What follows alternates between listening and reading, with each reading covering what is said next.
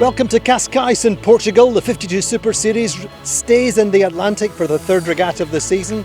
Cascais has this reputation for big wins and big surf. Let's see if it delivers. The whole week looks great and I'm just trying to enjoy it. It's a good challenge because it's different than the other regattas this year. It's good, having fun. We're going to do our very best, but there's some very good teams here. Too tight. Cascais does not disappoint.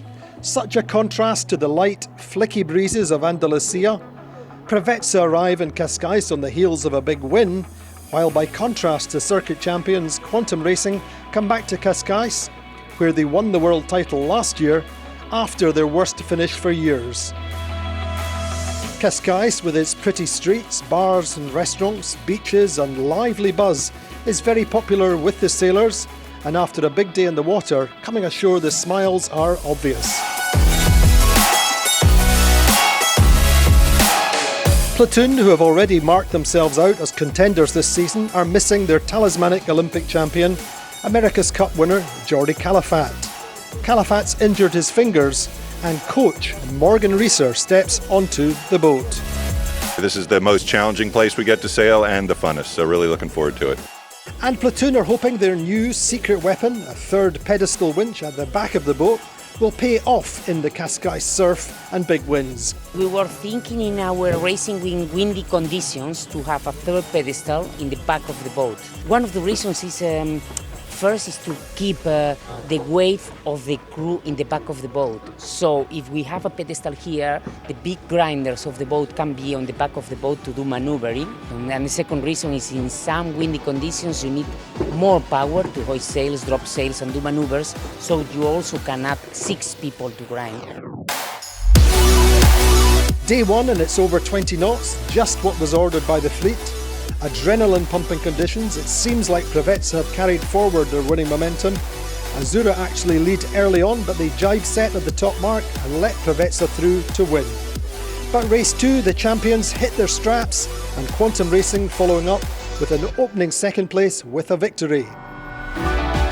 Day 2, and at this time it's Azura who win the preferred right side of the upwind and extend the way to a victory, but Quantum Racing are second.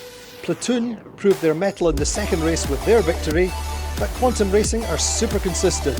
3 second places in a first have already sailed their best sequence of the season. And on the third day, Quantum Racing extend the regatta lead. Halfway in the event, and the champions haven't finished the race below second place, but the day really did belong to Hasso Plattner. The uber-experienced German owner-driver missed out on his first win the previous day. One jibe from home, they dropped from first to fourth, but today they don't crack under pressure and deliver Hasso's first win on the circuit. Quantum Racing are well ahead on the overall standings though. The breezy conditions and big seas are seemingly relentless and are especially tough on bodies and on minds. None more so than for the bowmen, the rock stars up at the sharp end. It's been hard, it's been windy and the boat's been bouncing around a lot and downwind, and we stick the bow in and the wave comes back, and it's been a little tough to hang on. And in Cascais, ocean advocate Emily Penn comes to visit the circuit and gives us all food for thought, with her enthusiasm, her passion and her pragmatic ideas. It's fantastic to see the Super Series taking such great initiatives on the plastics issue.